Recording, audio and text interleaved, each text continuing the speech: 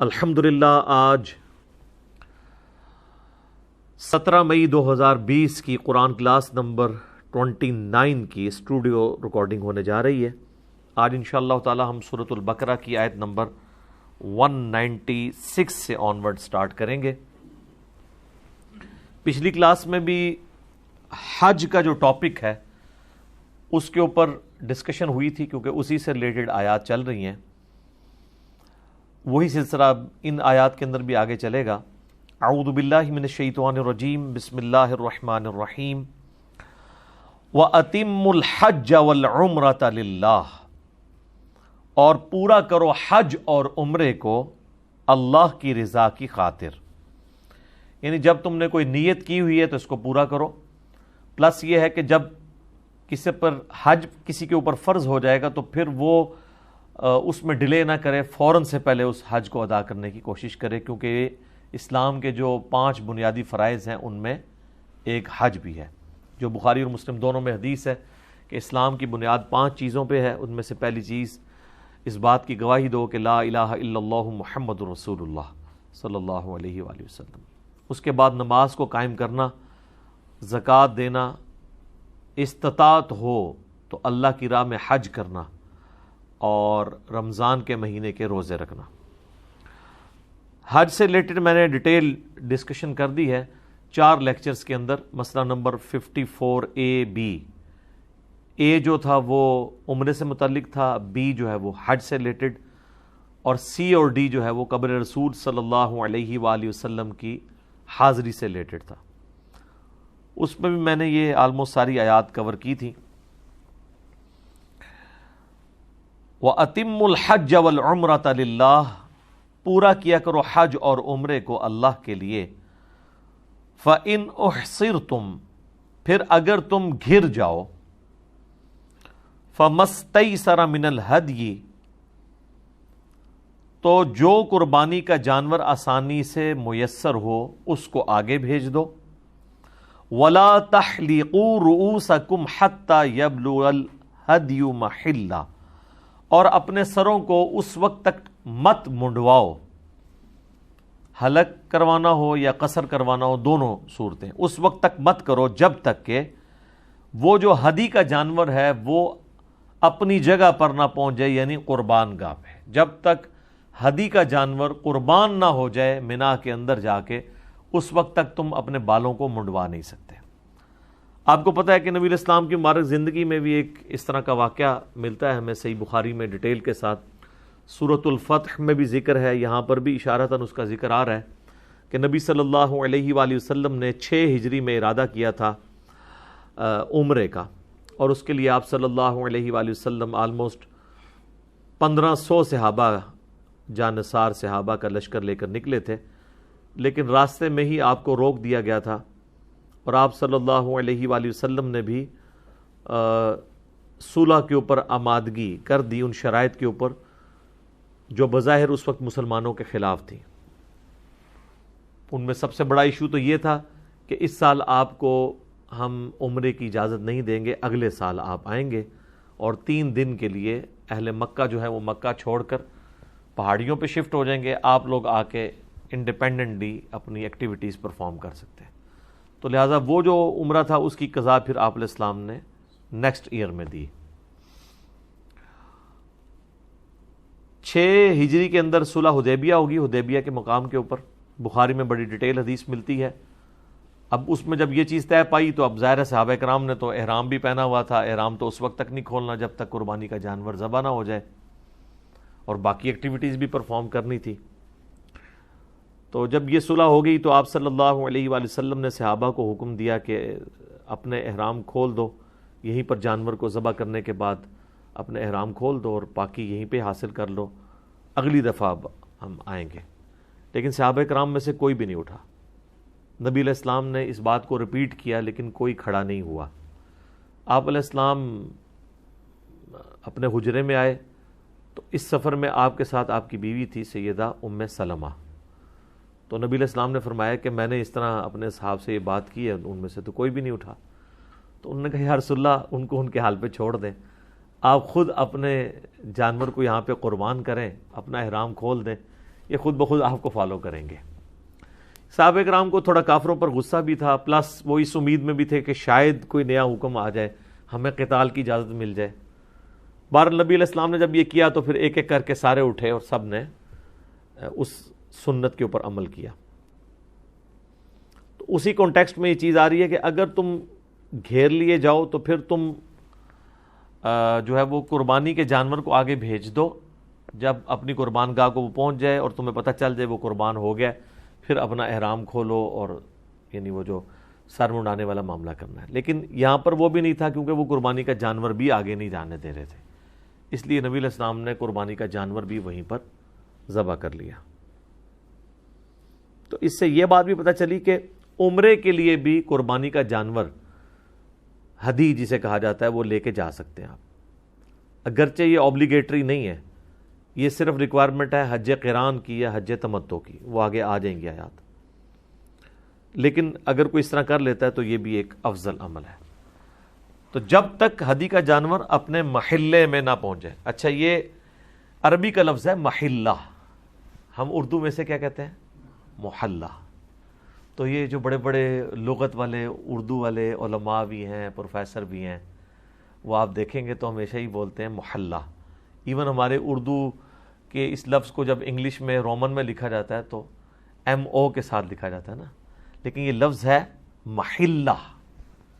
لیکن اس میں کسی غلطی نہیں نکالنی چاہیے، اس کی وجہ ہے کہ اگرچہ یہ لفظ غلط بولا جا رہا ہے لیکن اردو میں مستعمل ہے، اردو میں چلتا ہے۔ الٹا محلہ بولنے سے کوئی اور ہی نہ کوئی چیز سمجھ لے اس کو، ٹھیک ہے؟ تو ایک اور لفظ ہے، وہ بھی قرآن میں آیا ہے، مستقبل، فیوچر۔ اردو میں ہم کیا اسے بولتے ہیں؟ مستقبل۔ اب مستقبل آپ بولنا شروع کر دیں گے تو مستقبل لوگ کہیں گے شاید اس کو اردو ہی نہیں آتی ہے۔ ہاں، جہاں پر اتنا زیادہ کوئی لفظ مستعمل نہ ہو وہاں پہ آپ تھوڑا بہت چینج کر دیں تو پھر کام چل جاتا ہے۔ فَمَنْ كَانَ مِنْكُمْ مَرِيضًا، پس جو کوئی تم میں سے مریض ہو، اگر کوئی بیمار ہو، او بِهِ اذى، یا اسے کوئی تکلیف ہو، من رأسہ، اس کے سر میں تکلیف ہو سکتی ہے، جوئیں پڑی ہوئی ہوں۔ ظاہر ہے اتنے بڑے بڑے بال رکھے ہوتے تھے عرب کے لوگوں نے، اس کانٹیکسٹ میں بخاری میں حدیث ہے، کعب بن عجرہ کہتے ہیں کہ میں نبی علیہ السلام کے ساتھ تھا تو میرے بال بڑے گھنے تھے، اس میں جوئیں پڑ گئیں، تو اور جوئیں وہ کہتے ہیں اتنی زیادہ پڑی کہ وہ کپڑوں پہ گرتی تھی۔ تو نبی علیہ السلام نے جب میری حالت دیکھی تو حضور نے مطلب آپ کو بھی ترس آیا، تو یہ پھر آیات نازل ہوئی کہ اگر اس طرح کسی کو جوئیں پڑ دیں، اب ظاہر ہے کہ وہ کوئی 4 گھنٹے کی فلائٹ تو نہیں ہے اسلام آباد سے جدے کی، وہ تو 15 دن کا سفر ہے مدینے سے مکے کا، اور اس میں بھی حدیبیہ پہ پہنچے ہیں، ابھی کئی دن کا سفر باقی ہے، اور اتنی زیادہ جب جوئیں پڑی ہوئی ہوں تو انسان کو رات کو نیند بھی نہیں آتی۔ تو پھر یہ حکم نازل ہوا کہ اگر کسی کے سر کے ساتھ اس طرح کا ایشو ہو جائے تو اگرچہ وہ احرام جب تک قربانی جانور نہ ہو جائے اس وقت تک آپ سر نہیں منڈوا سکتے، یہ ترتیب ہے نا اس کی۔ تو اس کے لیے پھر یہ ہے کہ وہ اب یہ اس کی مجبوری ہے، وہ اپنا سر منڈوا دے، لیکن اس کے عوض پلینٹی ادا کرے گا، جسے آپ حج کی ٹرمنالوجی میں دم بھی کہتے ہیں۔ اور اس کیس میں وہ کیا ہوگا وہ آ رہا ہے، او بہ اذی من رأسہ ففدیۃ من صیام، تو وہ سر منڈوانے کے عوض فدیہ دے دے روزوں کی شکل میں، او صدقۃ، یا خیرات کر دے، او نسک، یا قربانی دے دے۔ اچھا، یہ ایسا موقع ہے جہاں پر آپ کو تینوں آپشن پیرلل میں دیے جا رہے ہیں۔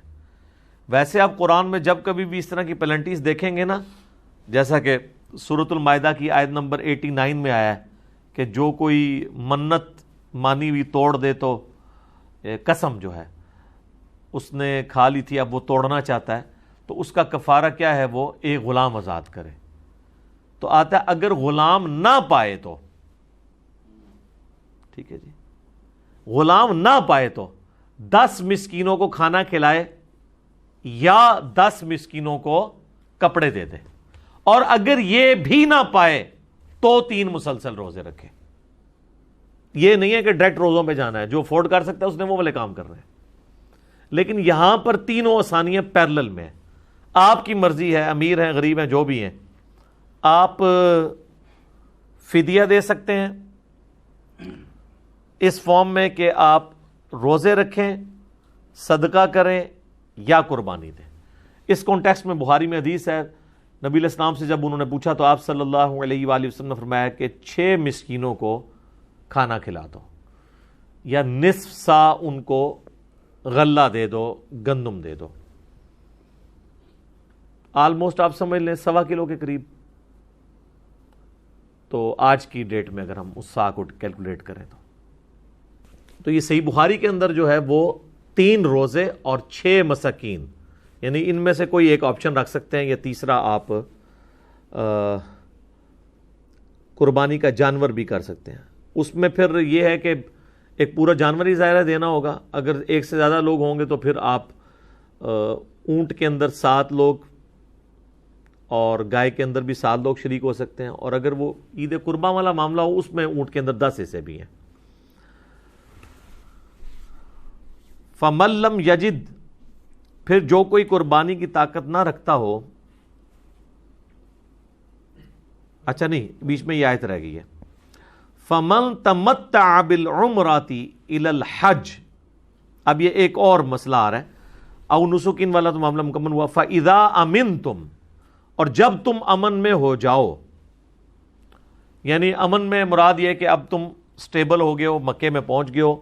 فَمَن تَمَتَّعَ بِالْعُمْرَةِ, تو جو کوئی نفع اٹھانا چاہتا ہے عمرے کا, إِلَى الْحَجِّ, حج کے ساتھ, یعنی حج تمتع کرنا چاہتا ہے. یہ نکاح متع اور اسی طریقے سے حج متع, یہ دونوں ٹرمز استعمال ہوتی ہیں, یعنی ایک سفر کے اندر اس چیز کو, اس فیسلٹی کو اویل کرنا کہ آپ حج کے ساتھ عمرہ بھی کر لیں. صحیح بخاری مسلم میں آتا ہے کہ مشرکین عرب کے اندر یہ چیز گناہ سمجھی جاتی تھی کہ کوئی شخص حج کے لیے سفر کرے اور وہ ساتھ عمرہ بھی کرے. وہ کہتے تھے کہ جی آئے حج کے لیے ہو تو عمرہ کیوں ساتھ کر رہے ہو, عمرے کے لیے آنا تو دوبارہ سے آؤ. تو نبی علیہ السلام نے اللہ تعالیٰ سے ریکویسٹ کی اس معاملے میں, تو نبی صلی اللہ علیہ وآلہ وسلم کو اللہ تعالیٰ نے وحی کے ذریعے بتایا کہ آپ نے یہ رسم توڑنی ہے, یہ رسم غلط ہے. اور آپ علیہ السلام نے جب اپنا پہلا اور آخری حج فرمایا تو آپ چونکہ اپنے قربانی کا جانور ساتھ لا چکے ہوئے تھے, تو آپ علیہ السلام نے فرمایا کہ اگر مجھے پہلے پتہ ہوتا نا تو میں اپنے قربانی کا جانور ساتھ نہ لاتا, چونکہ قرآن میں یہ آیت ہے کہ جو قربانی کا جانور لے آئے, جب تک جانور اپنی قربان گاہ تک نہ پہنچے اس وقت تک وہ شخص احرام نہیں کھول سکتا. تو اب تو میں تو حج تمتع نہیں, حج قران کروں گا. حج قران بھی میں بھی تمتع ہوتا ہے کہ آپ ایک سفر میں حج اور عمرہ اکٹھا کرتے ہیں. یہ حج کی 3 قسموں کو سمجھ لیں, پھر آپ کو یہ باتیں سمجھنا ذرا آسان ہوں گی. حج کی بیسیکلی 3 قسمیں ہیں.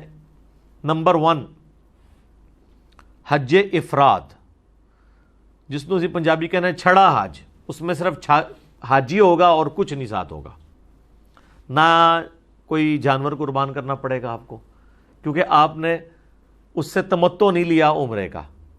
یہ جو حج کے موقع کے اوپر قربانی کی جا رہی ہوتی ہے یہ حج کی قربانی نہیں ہوتی, بلکہ حج کے ساتھ آپ جو عمرے کی فیسلٹی کو اویل کرتے ہیں یہ اس کے اگینسٹ آپ کو قربانی دینی ہوتی ہے. وہ اسی آیت کے اندر آ جائے گا, سورۃ البقرہ کی آیت نمبر 196 کے اندر.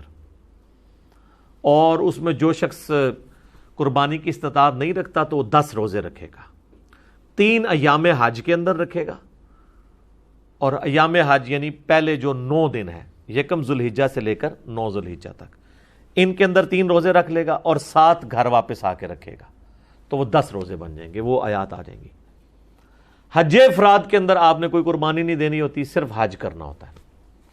حج جو تمتع ہے اس میں آپ عمرہ بھی ساتھ کرتے ہیں اور حج بھی ساتھ کرتے ہیں, فائدہ اٹھا لیتے ہیں.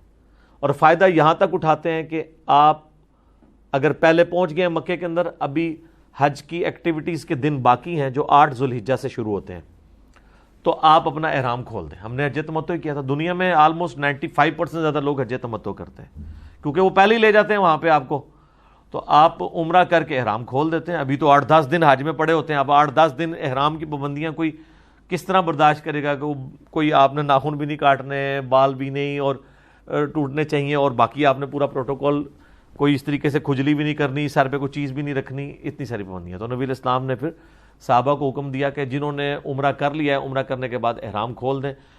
خود نبی علیہ السلام نے احرام نہیں کھولا کیونکہ آپ قربانی کا جانور ساتھ لائے تھے, اور قرآن میں حکم ہے کہ جب تک قربانی کا جانور قربان نہ ہو جائے آپ احرام نہیں کھول سکتے. تو جو لوگ قربانی کا جانور نہیں لائے ہوئے تھے, نبی علیہ السلام فرمایا تمہیں تو کوئی مجبوری نہیں ہے, اس کو کھولو. تو پھر بھی کچھ لوگوں نے نہیں کھولا, تو آپ فرمایا وہ نافرمان ہے جو میرے اس حکم پہ عمل نہیں کر رہے. پھر ایک صحابی نے آگے پوچھا, بخاری مسلم دونوں میں آتا ہے کہ یا رسول اللہ یہ ہمارے لیے آسانی ہے یا بعد کے لوگوں کے لیے؟ تو آپ علیہ السلام فرمایا کہ قیامت تک حج اور عمرہ اس طرح آپس میں داخل ہو گئے, یعنی اب آپ نے سنت کو جاری کر دیا. تو حج تمتع میں آپ احرام کھول دیتے ہیں, پھر 8 ذو الحجہ کو آپ ظہر کے بعد جو ہے وہ احرام باندھ لیتے ہیں, اور پھر آپ منا چلے جاتے ہیں. اور پھر وہ جو حج کی ایکٹیویٹیز ہیں وہ 12 تک وہ آپ نے وہ کرنی ہوتی ہیں. اس میں سے بھی پہلے دن ہی آپ نے ظاہر ہے کہ جب 9 ذو الحجہ کا دن آئے گا تو عرفات سے آپ واپس آئیں گے. ترتیب یہ ہوتی ہے کہ 8 اور 9 کی درمیانی رات آپ نے منا میں گزارنی ہے,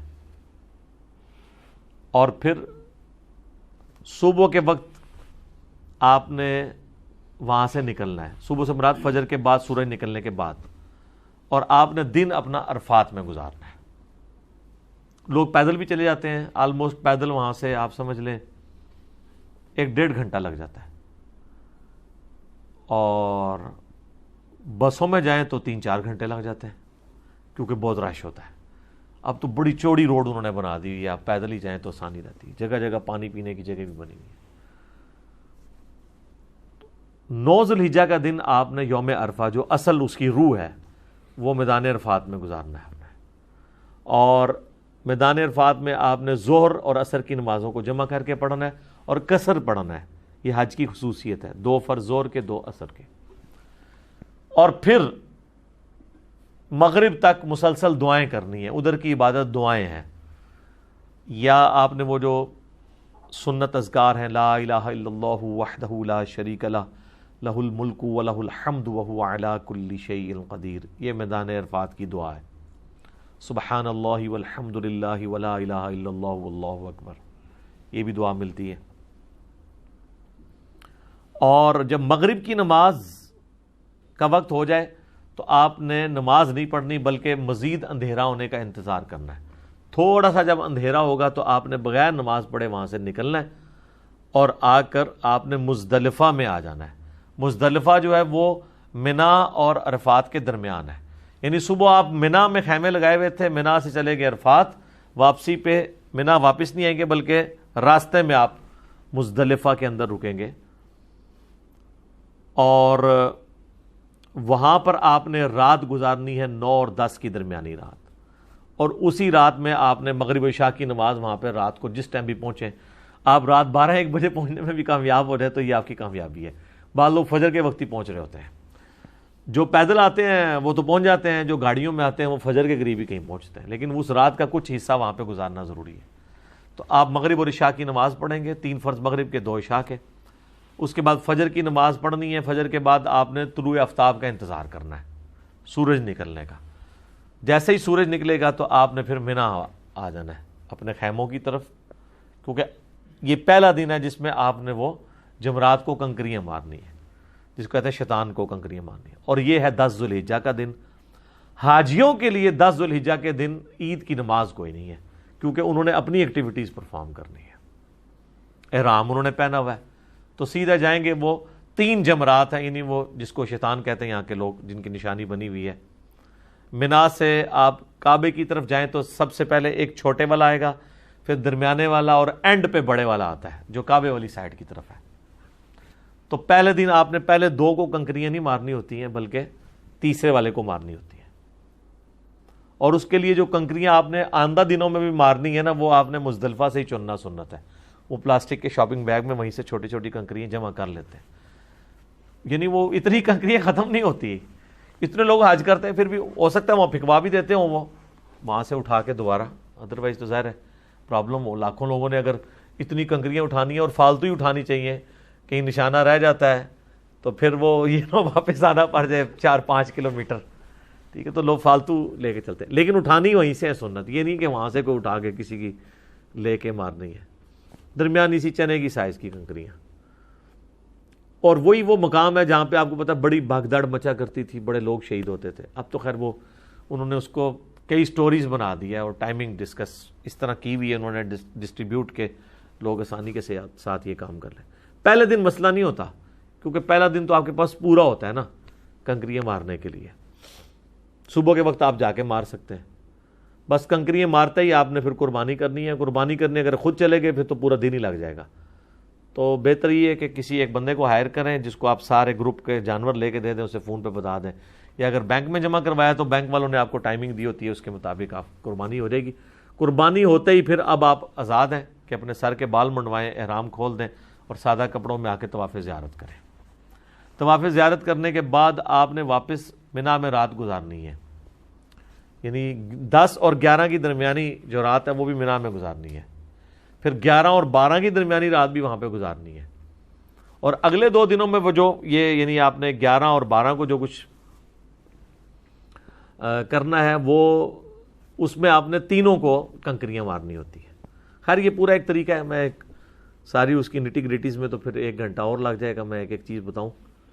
اوورآل میں آپ کو بتا رہا ہوں کہ حج تمتع میں یہ ہوتا ہے کہ آپ نے احرام کھول دینا ہوتا ہے عمرہ کر کے اور دوبارہ 8 ذوالحجہ کو باندھنا ہوتا ہے. قران میں یہ ہے کہ آپ نے احرام چلاتے رہنا ہے حتیٰ کہ آپ ساری حج کی ایکٹیویٹی پرفارم کرتے ہوئے وہاں تک پہنچے.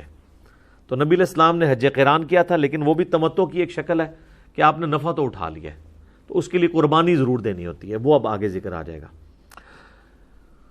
فمن تمتع بالعمرہ, جو کوئی نفع اٹھائے گا عمرے کا الی الحج, حج کے ساتھ, یعنی حج قران کرے یا حج تمتع کرے, فمستیسر من الہدی, تو جو اسے قربانی کا جانور میسر ہو وہ دے گا. فمن لم یجد, تو جو کوئی اس کی طاقت نہ رکھے یعنی اتنا غریب ہے, فصیام 3 ایام, تو وہ 3 دن کے روزے رکھے گا فی الحج, حج کے دنوں میں. وَسَبْعَةٍ اِذَا رَجَعْتُمْ, اور 7 رکھے گا جب واپس آئے گا. تِلْكَ عَشَرَةٌ کاملہ, یہ ہوئے پورے 10. 3 یعنی حج کے دنوں میں وہیں پہ رکھنے ہوں گے. حج کے دن کون سے ہیں؟ 1 ذوالحجہ سے لے کے 9 ذوالحجہ تک. اور 10 کو تو آپ روزہ نہیں رکھ سکتے, منع ہے. بہتر تو ہے کہ 9 ذوالحجہ کا بھی نہ آئے, لیکن اگر مجبور نہ آ جائے تو خیر ہے, کیونکہ حاجی کے لیے 9 ذوالحجہ کا روزہ نہیں ہے, لیکن حرام نہیں ہے. اگر اس دن میں آ جائے تو رکھ سکتا ہے. تو 7 روزے گھر آ کے رکھے گا. لیکن یہ کام کوئی بھی نہیں کرتا, سب لوگ قربانی دیتے ہیں. جو ظاہر ہے حج پہ پہنچنے میں کامیاب ہو جائے آج کے دور میں, اس کے لیے قربانی دینا تو کوئی مسئلہ نہیں ہوتا. روزے تو یہ یعنی ظاہر ہے کہ ایک زیادہ مشکل فٹیک والا کام ہے نا, تو لوگ قربانی دیتے ہیں. ذالک لمن لم یکن اہلہ حاضر المسجد الحرام, یہ رعایت اس کے لیے ہے جس کے گھر والے مسجد حرام کے قریب نہ رہتے ہوں. جس کے گھر والے مسجد حرام کے قریب رہتے ہوں گے تو پھر وہ حج افراد ہی کرے گا, اسے حج تمتع یا حج قران کرنے کی ضرورت نہیں. وہ تو جب چاہے عمرہ کر سکتا ہے, اس کے لیے نہیں ہے. یہ آفاقیوں کے لیے جو باہر سے آ رہے ہوتے ہیں, ان کے لیے ظاہر ہے زندگی میں ایک دفعہ ہی انہوں نے جانا ہے, تو اللہ نے آسانی دی ہے کہ ایک سفر میں آپ عمرہ اور حج جمع کر سکتے ہیں. اچھا, بعض لوگ وہاں پہ یہ کرتے ہیں کہ وہ تنعیم پر جا کر نہ بار بار جا کے احرام باندھتے ہیں. وہ 2 ریال لیتی ہے وہ ہائیسٹ, وہاں پہ لے جاتے ہیں وہ جہاں مسجد عائشہ بنی ہے سلام اللہ علیہا. وہ صحیح بخاری میں حضرت عائشہ کا ایک کیٹاسٹرافک کنڈیشن والا معاملہ, ان کو پیریڈز آ گئے تھے حج کے دوران, تو نبی علیہ السلام نے ان کے پیریڈ پاک ہونے کا انتظار کیا اور اس کے بعد پھر ان کو اپنے بھائی عبد الرحمن بن ابی بکر کے ساتھ بھیجا کہ ان کو وہاں سے احرام بندھوا کر لے آئے. تو حالانکہ وہ کوئی میقات تو نہیں ہے, وہ تو مکے کی باؤنڈری کے اندر ہی آتا ہے, تو وہاں پہ صرف ایسی عورت کے لیے معاملہ ہے کہ وہ ایسا کر سکتی ہے. ادروائز جس نے ایک سفر میں ایک حج اور عمرہ کر لیا دیٹس آل, بار بار عمرے آپ نہیں کر سکتے. یہ بدعت ہے اور سب کے نزدیک بدعت ہے. یہ اکثر لوگ مسئلہ پوچھ بھی رہے ہوتے ہیں, اس لیے میں نے ساتھ بتا دیا آپ کو. واتقوا اللہ، اور اللہ کا تقوی اختیار کرو، واعلموا ان اللہ شدید العقاب، اور جان لو کہ بے شک اللہ سخت سزا دینے والا ہے، یعنی اللہ کی حدود کی پاسداری کرنی ہے۔